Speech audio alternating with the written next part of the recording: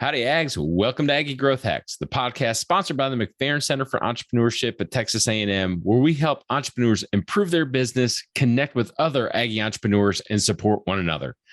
I'm your host, Greg Martin, Fighting Texas Aggie Class 2001. And I'm your co-host, Chris Hunter, Fighting Texas Aggie Class of 1998. Whoop! Well, we got a little story for you, Ags. Dustin Neff, Fighting Texas Aggie Class of 2012, is a third-generation HVAC entrepreneur and the general manager of AAA AC and heating in the DFW Metroplex. We talked about what it's like to work with family and to grow your business in a really innovative way, despite being in an extremely challenging environment. So pass it back and listen up to Dustin as he shares some good bull. Welcome back, Ags. We have got another special episode for you today. Dustin Neff is the general manager of a two-time Aggie 100 winning company. Dustin, thank you so much for joining us. We appreciate your willingness to be open and to share a little bit of knowledge with us today. Thank you, Greg. I appreciate it. And you, Chris, as well. I appreciate the invite. I'm excited. Let's do this. Yeah, well, we love starting off Aggie Growth Hacks. We love Texas A&M, and you're up in the Dallas-Fort Worth area. Is that correct? Yes, sir. Yes, sir. We're in Dallas. We do, Dallas-Fort Worth, a huge metroplex, but we cover many zip codes. So we have a probably 35, 40 mile range from radius from our office. So we touch just about everywhere. Okay, well, that's not too far from Aggie land, so you probably come down a little bit. But what do you miss about being a student at A&M? Because when you come down now, you're not a student. You don't have that carefree life. What do you miss about being a student? Oh man, I guess first off, I just miss the 12th man. I miss game days. I miss everybody coming together to root on our Ags, and I miss camping out, pull for tickets. I miss being the first one in the Reed Arena when we beat Texas back in, it was probably 2010. Made it on ESPN. I miss game days. I miss walking across campus. Campus was one of my favorite parts about it. It's just beautiful. So yeah, there's a lot I miss, but friendships that I formed are going to last a lifetime. So it's exciting. Love it. And there's nothing, better than the 12th man, honestly. So absolutely in the entire world, right? Yeah. So one of my favorite things to kind of extract from y'all entrepreneurs, right? I'm an entrepreneur also. We all have our entrepreneurial journeys and our stories, So why don't you tell us a little bit about, AAA and how did you get there and what do you do? And just pretty much give us your story here. So at AAA, I'm the general manager, but a little backstory. So, my father owns the business. He's had the business for 33 years. I've worked for the business for AAA since I was 14. So I've been in it for a long time. And it's been my goal since 8th grade. I told him, I said, I'm going to go to college.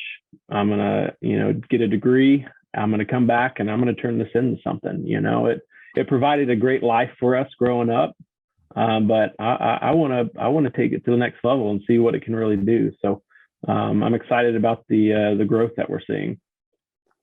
That is awesome. So cool. So you knew at a young age that this was not only an industry, but this was the business that you wanted to get into. And that's so cool about multi-generational businesses that you can have that, but that's also got to be kind of a struggle sometimes. I mean, if you've got an older generation that grew it, did your dad found it? So my dad did not found it.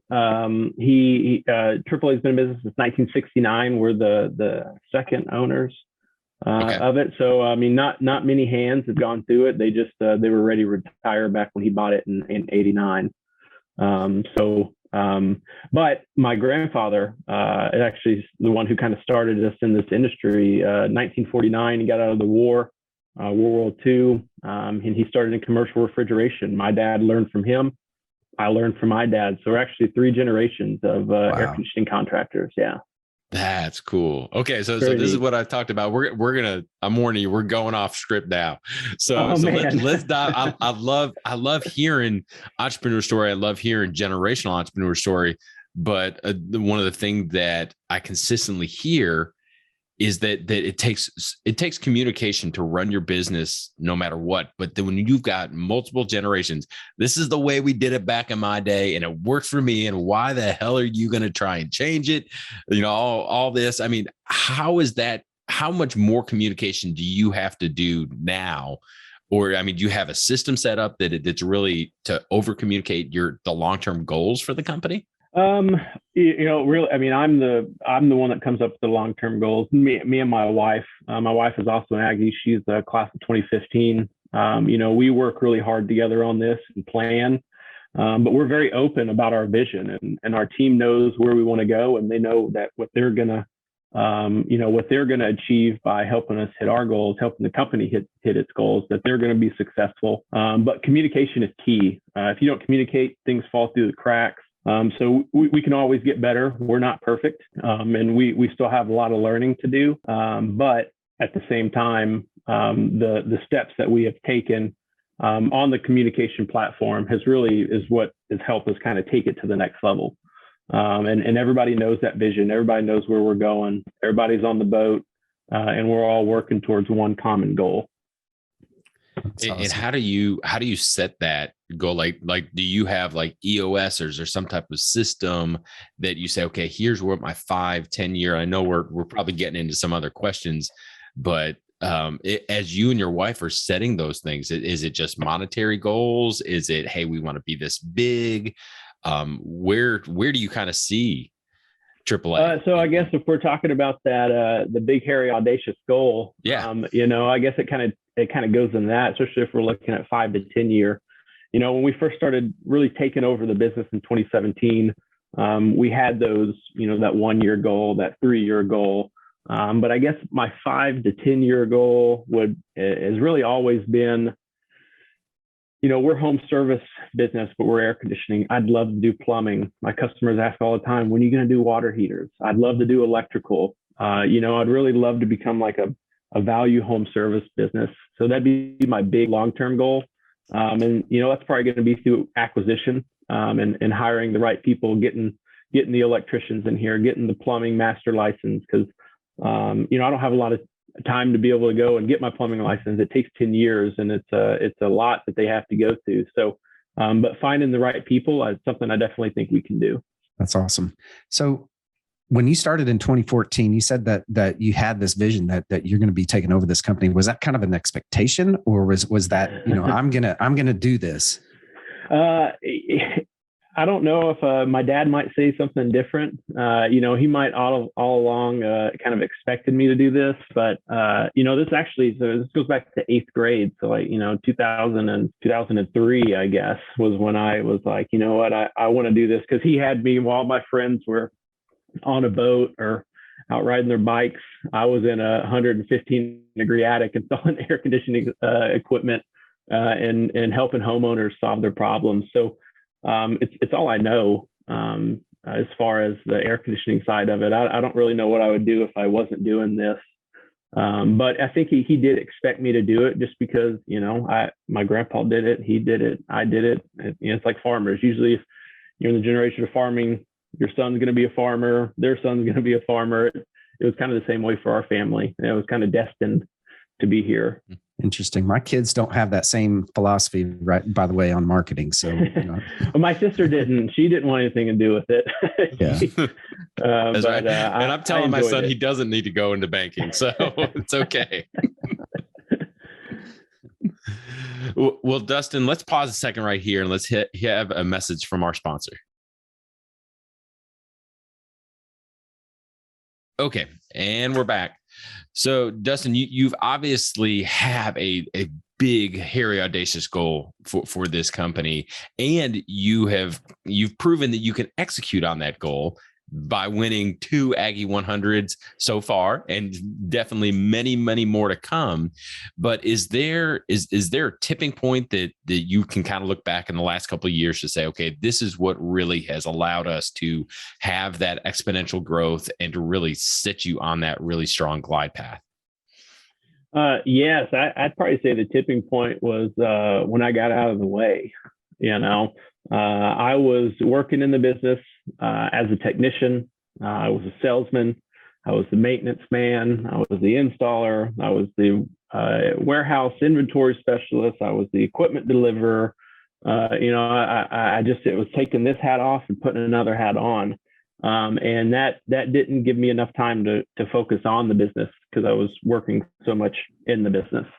So I got out of the way, and we hired more technicians. We hired a great salesman, and I started to work on our processes to define what we need to do in the home to take it to the next level. So what drove that? I mean, was that a conscious decision on your part, or were you just like, I've got to stop doing everything, or what was it? Was this a business coach that told you to do that? It was a business coach. If I love my father, but if it was up to him, I'd probably still be in a truck running service because, he was a great technician and a salesman over the years. And I say salesman, we provide home comfort solutions. I don't like the term salesman or project manager, I guess. But he'd probably still have me in a truck if I didn't, kind of put my foot down and say, hey, no, I need to get out of the way. I need to find some people that are better than us. Let's get them in here. Let's take things to the next level. That's awesome. So let's talk about today. What are some of the challenges that you're facing right now today in April 1st, by the way, April Fool's Day. April Fool's Day, right? This is not a joke. This is a legit podcast. Right. Right. So what challenges are you faced with right now? Well, I'm sure everybody's feeling the effects of just kind of everything that we've been going through as a nation over the last couple of years. But really for us, I'd probably say supply chain issues are one of our biggest obstacles that we're seeing. I got some materials and equipment that are 30 to 50 weeks out. So how do you provide good service? Weeks out? Yeah. How do you provide good service to someone if you can't get the equipment? It's been difficult to get things. I've been doing this for a very long time. Even though before I was working in the business for AAA, I'd ride with my dad on calls, and you just went to the supply house, you picked up what you needed, and you left. There was wasn't anything like this. Now you have to call to see if they have it before you waste a trip across town. But to overcome the issues, we're strengthening our relationship with our existing suppliers. We've negotiated deals to stock our warehouse the best we can so that we're ready for the summer. Because, as they say in the Game of Thrones, instead of winter, summer is coming. It's going to be here before we know it. So we're trying to be prepared the best we can. Actually, a good friend of mine told me something about the 5 Ps. The 5 Ps are proper preparation prevents poor performance. So I'm trying to be prepared the best I can. And try to be ready for it and keep the warehouse stocked, keep relationships with our vendors good, make sure bills are paid on time, and they're going to take care of us. I believe in them. So you said that there are people with 52 weeks. Is that what you said? Yeah. I mean, we have some commercial equipment right now, and commercial equipment's really suffering, but we've, been trying to quote replacements, and we're getting some 50-week lead times before equipment's actually going to be in warehouse and ready to go. Wow. Yeah. Okay. So I can't help the banker in me is saying, okay, so you're going through and I love that you are increasing and strengthening the relationship with the suppliers that you've got, but then you've also got to lean into and invest into a deeper inventory for you so that you have that on hand. And Chris, I mean, this is the third one, like in the last month that we've had this discussion with. And so all entrepreneurs have got this mindset, but that is like, that's a real legit investment, and putting cash into inventory keeps you from having that same cash to be able to grow. So how are you managing that? How are you working that? With consignments. And with, helping use our suppliers warehouse where, we have allotted and said, we're going to do X amount this year. We expect to sell X amount of systems, and this is how we're going to do it. And this is what our marketing budget is. This is how we're going to achieve those goals. And so, it's not that I'm having to front a bunch of cash to, acquire it and keep it. They're just holding it for us. I do have some stuff in my warehouse. But we don't have, a 10,000 square foot, warehouse. We're in about 3,500. So it's, I have some stuff, but it's like I said, it comes back to those relationships and showing them, hey, this is what we're going to do. These are the numbers we're going to hit. This is our goal. Can you guarantee that I'm going to have this equipment? And, as long as the promises are kept, then everything should be good. Yeah. So it's not fronting cash. It's just using consignment and making deals. But you probably have never had to take a marketing plan to a wholesaler before to be able to say, hey, this is what we're going to do. But I mean, I love that is such a creative solution to that problem. Absolutely. So this is going to take us, I think, into our lightning round. But before we do that, we're going to pause for a word from our sponsor. And we're back. Okay, so lightning round rules, Dustin. You ready? Okay.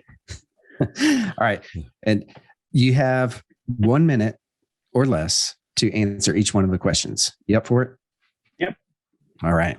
So what is your favorite hack? This can be personal. This can be business. Doesn't matter. We just need a hack that you give us because we're Aggie Growth Hacks. So my hack would be what I've been hearing from my business mentors is hire people who are better than you. I know I said that earlier. Do what you do best. Find out what you want to do, what you like to do. And if you don't like to do this, then find someone who's really good at it and let them do that. And then take those people to the top with you when you're going. So what is it that you do best? I just have such a strong understanding of the business, and I've been in it for so long. I'm just the helper. If someone has a question and doesn't quite understand the best route, or maybe they want to try it this way, I'll let them try it that way. But there could be, as long as the goals are met, I don't say anything. But if something is a little longer on time, then I'll help coach them to say, hey, here's a better way that can make you more successful, and it's not going to take as much time. Awesome. Well, Dustin, what's your favorite bit of advice that you've ever received? And then bonus points for if you can tell us how you've actually implemented it in your company. So this was a pretty new one, this little piece right here. I have some other things that I've gotten that I've liked, but I can use this in personal and business. And it's be consistent and you will be successful. I'm real bad about jumping from task to task and not actually finishing something I need to finish. So doing what it says, doing what I need to do, not giving up on it, getting distracted by other tasks, and finishing it up first. Love it. Love it. All right. We kind of hinted on this one before, but what is your superpower? So I like to say looking outside the box, not getting stuck in the black and the white. Sometimes the gray can get you to the same goal.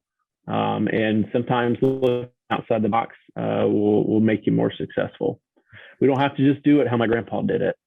Things have changed. Times have changed. Change is good. Change is what makes the world evolve.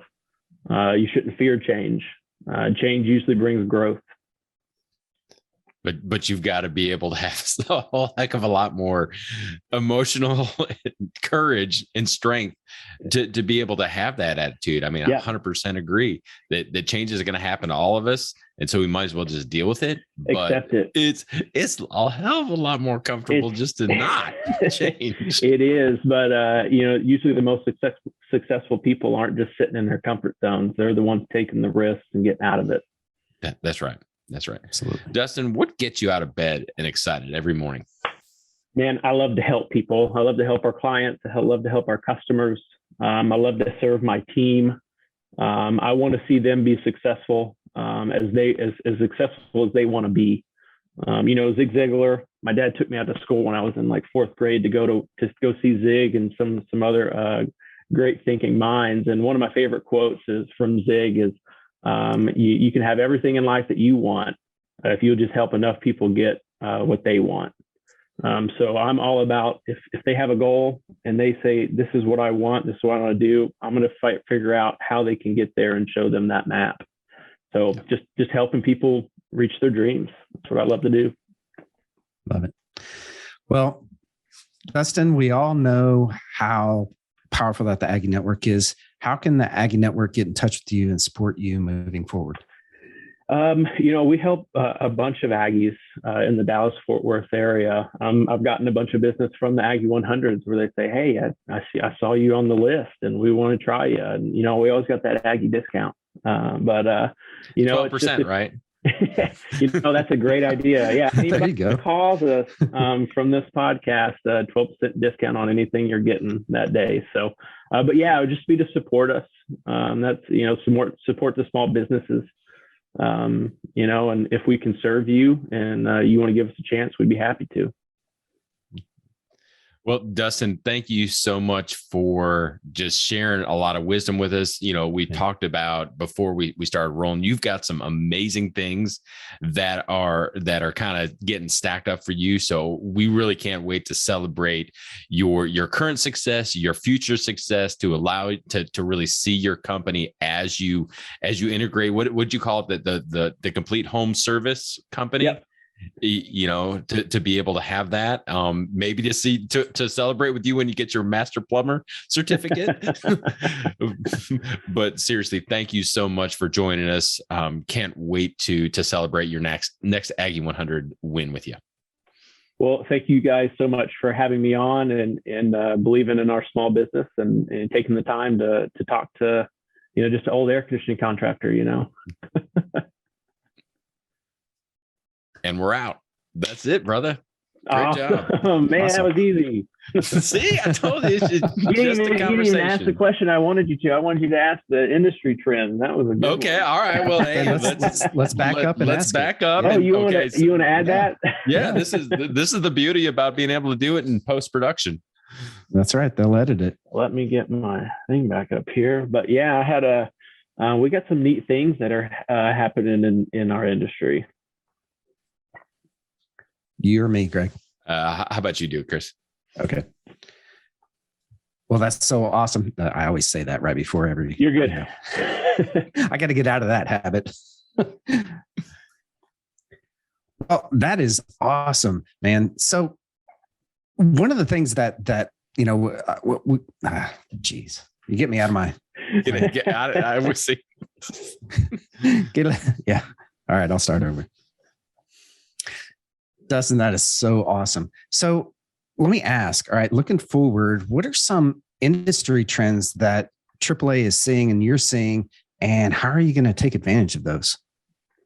That's a great question there. It's crazy how far, everybody just thinks air conditioning equipment, it's going to heat my home or it's going to cool my home, out of sight, out of mind. But for us contractors, we've had some just crazy leaps and bounds over the last probably 5 years. And one of the biggest things is going to be the self-diagnosing equipment. You're not going to have as much time wasted when you have to go to the home, find the problem, go back to the warehouse, pick up the part if you don't stock it, and take it back to the home. With new equipment these days, it's getting smarter. So, I get alerts to my computer if there's a problem. Quick story. I've had a customer, they had a problem with their system. I called them and said, "Hi, Miss Jones, you're having a problem with your equipment. Have you noticed?" And they're like, "Well, we're out of town. I didn't notice." So they were like, "Well, can you go fix it? I'll open up the house for you." And that's part of the trust, that we've gained with our clients. We're able to go to the home, fix the problem. They came home to a nice, cool house.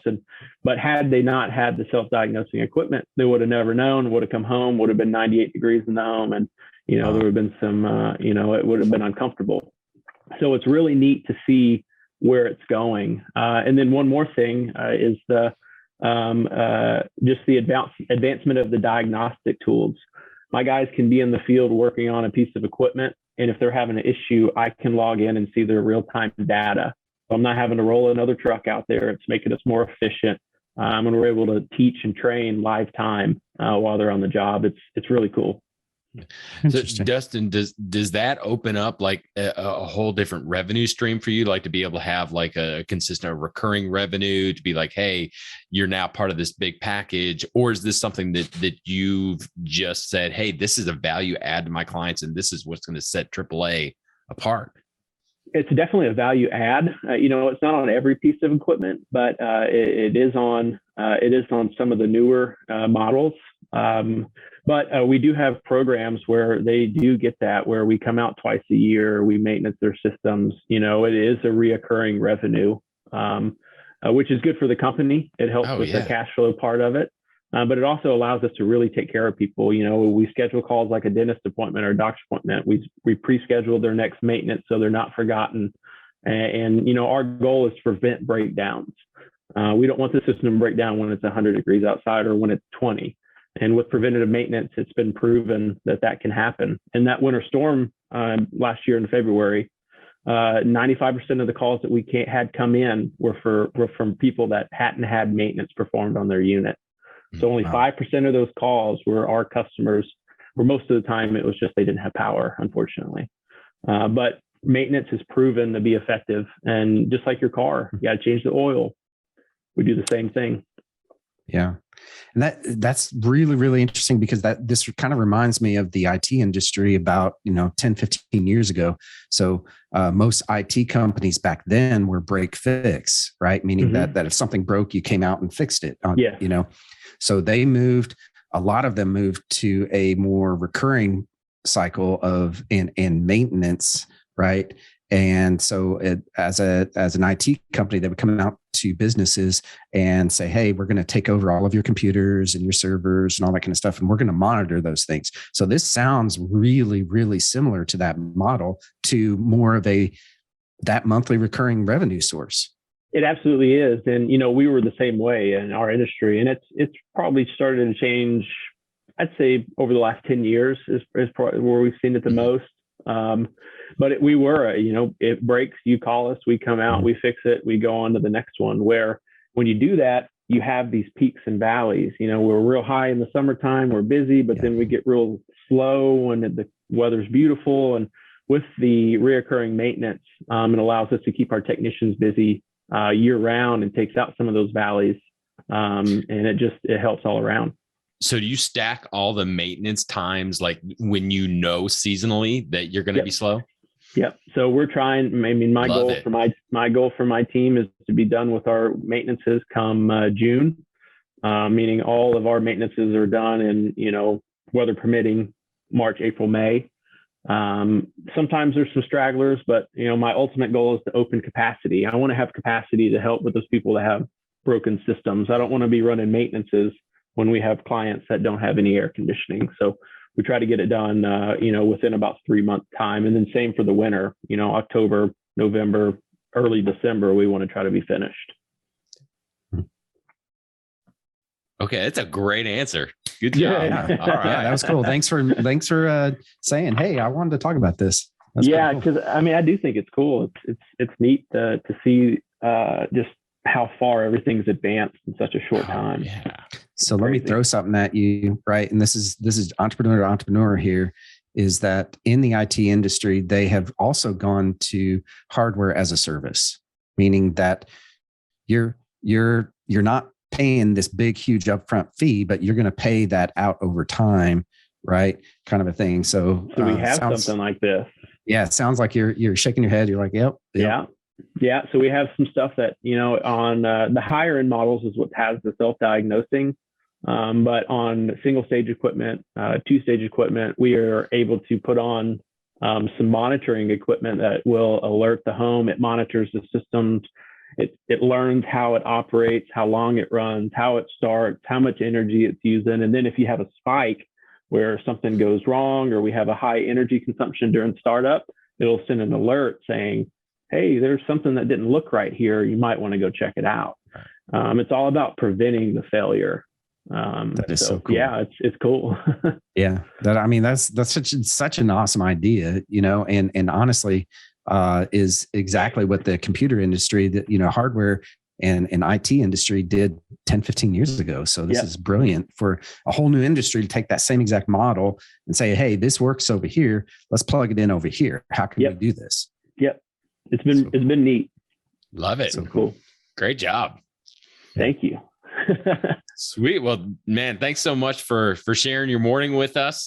Make sure that if we're not connected, I think we're all connected on LinkedIn, Facebook, and everything. But man, I'm so excited to hear what you guys are doing and what you've got in the pipe coming up.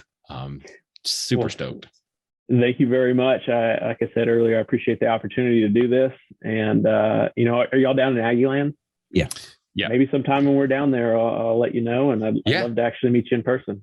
That'd be great. Sounds great. Can't wait. Awesome. All right, Dustin, have a great day. Have a great weekend. Thank you, guys. We'll talk to you soon. Thanks so much. Bye, sir. Bye. Well, was that amazing or what? That was some good bull right there.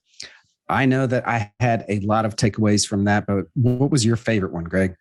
Chris, I think that of course, being a banker, and we kind of dug in this a little bit, but I've been having so many conversations with entrepreneurs about how they manage the supply chain, because being open and honest with your clients and just being like, hey, I can't do this. That only gets you so far.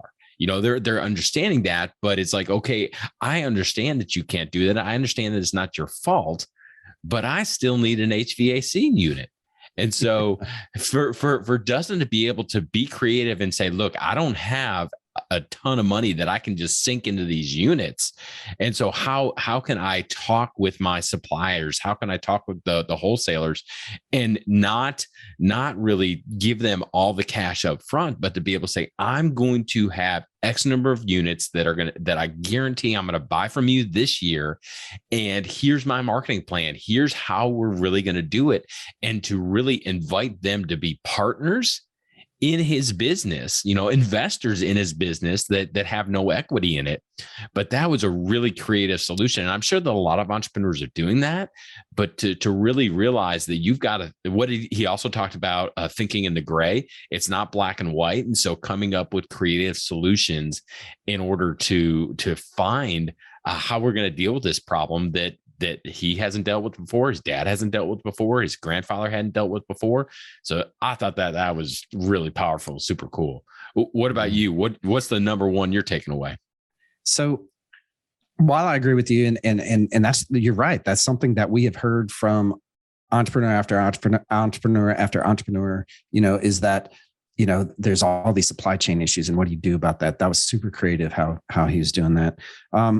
So my biggest takeaway is something that's really top of mind right now anyways, which is get out of my own way. Right. Mm-hmm. So, and I love that advice that he got from his business coach of, take the things that you don't like doing or that you're not good at, take them off of your plate, stop doing those things and give them to someone that really loves doing that. And that's just honestly, we've heard this one also from pretty much every single entrepreneur that we have interviewed. And what are we at, 75 or whatever, interviews here with Aggie entrepreneurs is it's the same thing over and over and over again, right? Get the right people in the right seat.